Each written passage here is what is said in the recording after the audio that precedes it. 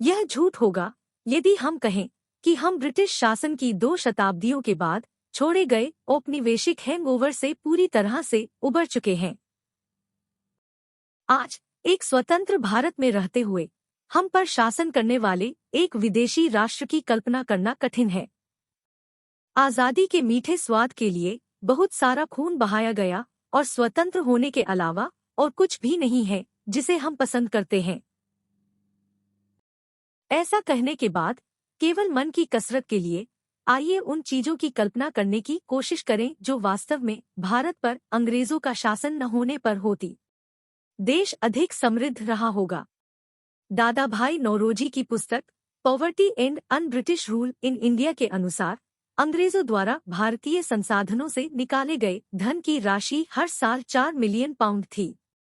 इसलिए भारत पहली बार में तीसरी दुनिया का राष्ट्र नहीं होता अगर अंग्रेजों ने कभी देश पर शासन नहीं किया होता। यह माना जा सकता है कि अगर हमें उस बिंदु से शुरुआत नहीं करनी पड़ती जहां अंग्रेजों ने हमें लगभग आर्थिक रूप से बंजर छोड़ दिया था, तो हमें विनाशकारी विनाश का सामना नहीं करना पड़ेगा। 2 लोकतंत्र के बारे में क्या?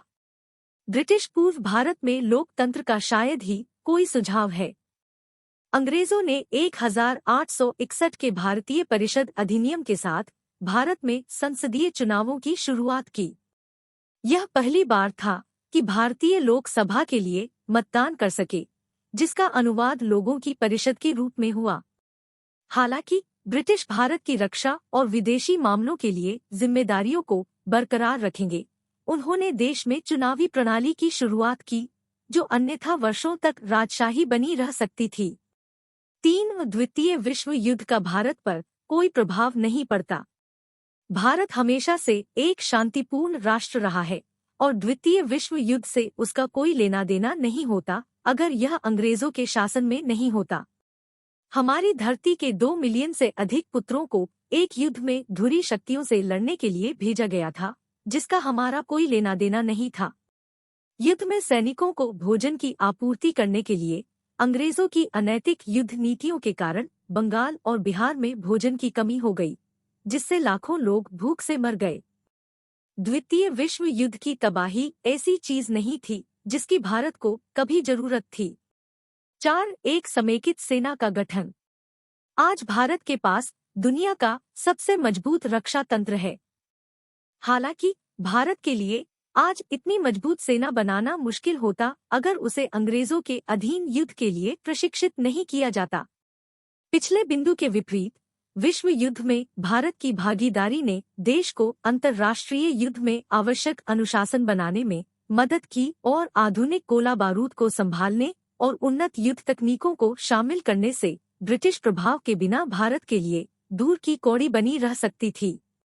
5 भारतीय उद्योग बेहतर ढंग से फले फूले हो सकते हैं। ब्रिटेन की औद्योगिक क्रांति का हमारे देश के गैर औद्योगिकरण के कारण बहुत कुछ है। भारतीय कपड़ा उद्योग लगभग नष्ट हो गया था और हमारे कच्चे माल का उपयोग इंग्लैंड में कपड़ा बनाने के लिए किया जाता था, जो बाकी दुनिया के साथ हमें वापस बेच दिया जाता था। बंगाल के हथकरघा बुनकरों पर आसमानी टैरिफ लगाए गए थे, उनके करघे तोड़कर भिखारियों के लिए कर दिए गए थे। इसलिए भारत दुनिया में वस्त्रों का सबसे बड़ा निर्यातक हो सकता था अगर अंग्रेजों द्वारा उनके तरीकों पर अंकुश नहीं लगाया गया होता। 6 सती का उन्मूलन।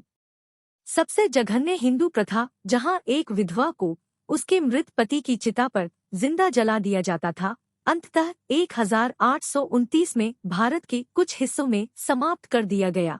बंगाल से शुरू हुआ और बाकी रियासतों ने भी इसका पालन किया।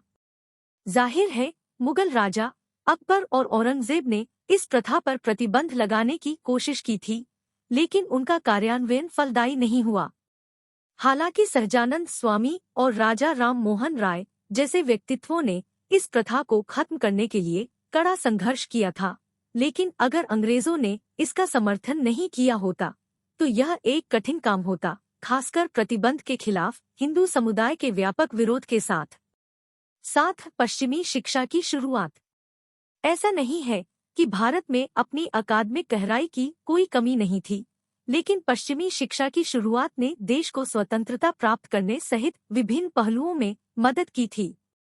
नौकरशाही के काम में सुविधा के लिए अंग्रेजों ने भारतीय बुर्जुआ को अंग्रेजी से परिचित कराया था।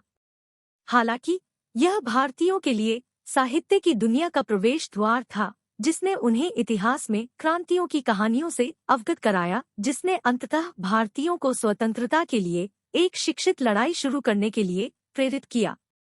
यदि अंग्रेजों द्वारा पश्चिमी शिक्षा की शुरुआत नहीं की गई होती तो भारत ने इस तरह का एक व्यापक विश्वदृष्टि का गठन नहीं किया होता। 8 भारतीयों को इसके लिए महंगा भुगतान किए बिना प्रगति देखी गई होगी। तकनीकी प्रगति जैसे टेलीग्राफ पोस्ट स्थापित करना, रेलवे, वायुमार्ग को जोड़ना और चिकित्सा और शिक्षा के क्षेत्र में प्रगति अंग्रेजों के बिना भी फली फूली होती। हो सकता है कि इसे अपना मीठा समय लगे और प्रगति में यह देरी भारतीय संसाधनों की सदियों की लूट की तुलना में कहीं अधिक टिकाऊ होती, जिसने देश को कुछ ऐसा बना दिया था जिसे पश्चिम द्वारा एक विकासशील राष्ट्र के रूप में देखा जा सकता है। हालांकि हम एंग्लो इंडियन संस्कृति से चूक जाते, जो देश का अभिन्न अंग बन गई है। अगर अंग्रेज यहाँ कभी नहीं होते